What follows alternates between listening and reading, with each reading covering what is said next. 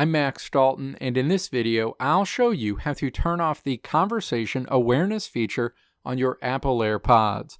I'll walk through two methods for doing this. First, let's walk through the fastest method to turn off the AirPods Conversation Awareness feature, which is through the Control Center. Step 1. Swipe down from the top right corner of your iPhone or iPad home screen to open the Control Center, and then tap the volume indicator. Information associated with your connected Apple AirPods is displayed. Step 2.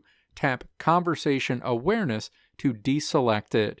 The Conversation Awareness feature will be turned off immediately on your Apple AirPods. Next, let's walk through how you can disable the Conversation Awareness feature on your Apple AirPods through the Settings app. Step 1. Put your Apple AirPods in, tap to open the Settings app, and then tap the name of your AirPods in this list. Your Apple AirPods information screen opens. Step 2. Swipe down to the Audio section and then tap to toggle off Conversation Awareness. The Conversation Awareness feature will be disabled on your Apple AirPods going forward. Let me know if this video helped you out in the comments below. If you liked what you saw here, click the video links on the right side of the screen to check out another video.